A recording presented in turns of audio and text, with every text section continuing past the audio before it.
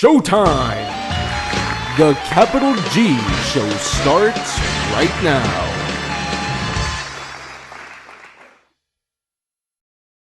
What's up, YouTube? Capital G here. Finally, after what seems like an eternity of waiting, we have finally received our new TCG ban list, which was effective immediately, oddly enough. If you've been on this channel for some time, you know what that means, and it is time to stack up the meta after one of the largest ban lists in TCG history and make some predictions on how the competitive meta is going to shape up. Now, just so we're clear, since we don't know the exact date of the next ban list, I'll only be including sets up to November, since Tronami said the next list is going to come no sooner than then. This means that Spirit Warriors and Circuit Break are 100% in, and I'll be taking those into heavy consideration. Without further ado, let's get into it. This is the top 10 best decks of the September 19th format, the Yu-Gi-Oh hierarchy. Number 10, Kozmo. So let's get things started with a deck that pretty much just did the impossible. Johnny Win, aka Asian Persuasion 2008, flat out won a regional with Kozmo, and he definitely reignited my belief in the archetype. With Zodiac now out of the picture and Draco seriously nerfed, the odds for Kozmo just got a lot better. Dark Destroyer is still one of the stronger boss monsters in the game, and Back to the Front was actually a slight nerf above Call of the Haunted and Oasis of the Dragon Soul. Run 3 of those, get back a lot of powerful monsters, do a bunch of annoying things your opponent doesn't want to deal with. Number 9, ABC. This is the deck that I think a lot of other Yu-Gi-Tubers are really high on, but I'm not quite seeing it. Yes, the link mechanic works exceptionally well with ABC, as you're obviously able to convert your pieces into link monsters after you tag out your Buster Dragon, but my real concern with the archetype is the quality of the link monsters that you're able to go into after that. Decode Talker is a very, very good monster, but not usually a dominant one, and if more people are going to start playing Kaijus to pick up the slack for the loss removal cards, things like Dark Hole and Interrupted Slumber going to 1, that could spell doom for your ABC Buster Dragon. I also think that Winter Cherries is probably going to make its way back into the meta as a hard counter for Spirals, and that's just the worst thing that could happen to the ABC deck.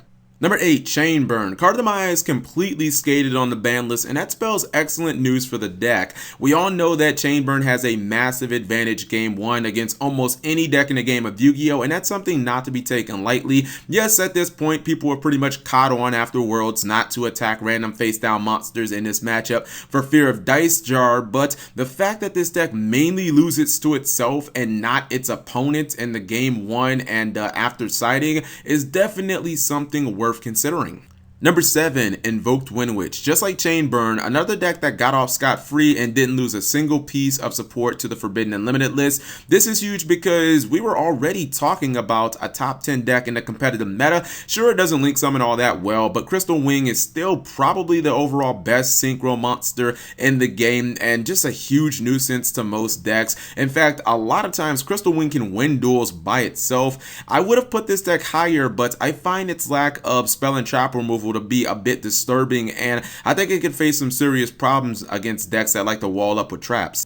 Number 6, Magical Musketeers. Let's be upfront about this. This deck kind of flopped in the OCG. I think that a lot of that had to do with having to deal with full power dinos and hordes of consistent true Draco variants all day. Luckily for the Musketeers, both of those decks just got nerfed incredibly hard. Zodiac as well in the TCG. Going first, this is still one of the strongest decks in the game potentially and can rack up massive amounts of advantage as well. The problems, however, come when the deck has to fight through back row, especially if the initial summon is stopped. I mean, you're pretty much just out of luck at that point. Think of the Musketeers as a non-pendulum based Magispectors.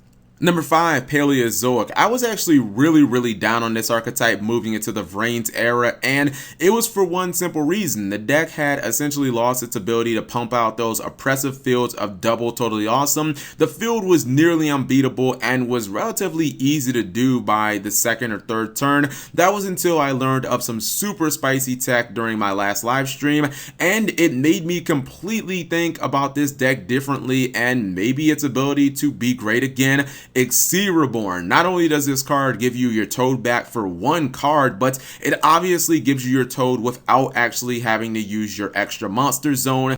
This ease of access Toad summoning gives Paleozoic a huge power play, and I think that Dimensional Barrier will also be at an all-time low, so that's just another thing that is in the favor of Paleo. Number 4, Trickstars. So basically everything around it got bombed into oblivion, Fallout style, while Trickstar were safe and cozy inside the vault, just, kind of chilling and whatnot.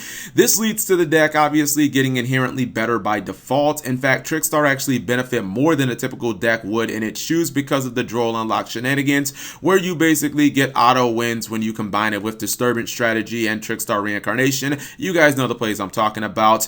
With all the other key decks getting nerfed into the ground in less of a reliance on its best plays, Trickstar are just in a position to be a stronger deck moving forward.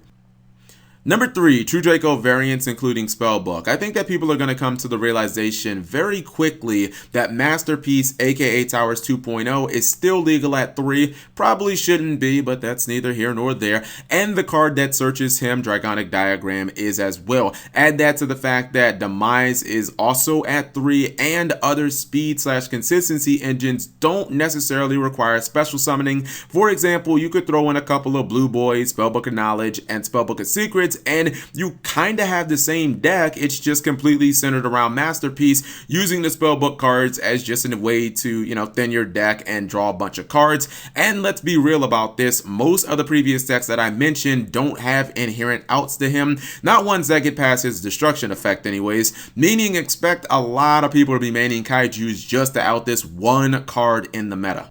Number 2, Pendulum Magicians. Man, what a difference a few months makes. It seems like 6 months ago, I was writing the obituary for the mechanic, and now this might just be the dominant deck for the next month or so. Pendulum as a mechanic may have received a hefty nerf, but Konami clearly offset that and then some by not just giving the deck many great new support cards in Pendulum Evolution, but good lord, have you seen a deck ever get so many key pieces of support back off the ban list this fast? All that combined with the fact that Wavering Eyes just went from freaking 0 to 3 in the blink of an eye. Now the deck has insane search potential with 3 Wavering, 3 Joker, and 3 Duelist Alliance. It's gonna be pretty damn crazy.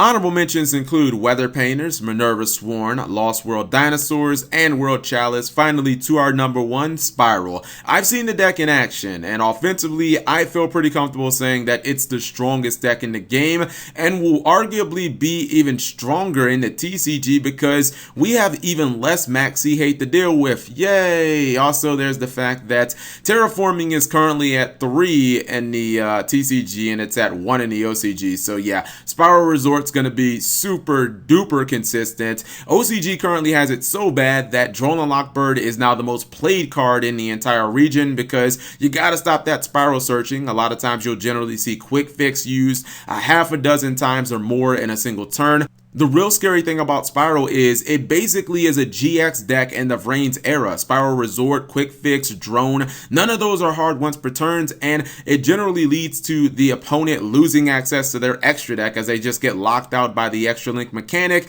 and then subsequently they just following turn get OTK because that's super fun. So yeah, I don't think Spyrals are going anywhere anytime soon, and I think that they're going to be the best deck the second that they hit the TCG ground. So you guys let me know what you think. Maybe I missed out on some decks. Maybe you guys don't agree with the order. Whatever it is, let me know in the comment section below. Thank you guys for watching as always, and subscribe if you have not already. Also, turn on those notifications for the daily videos.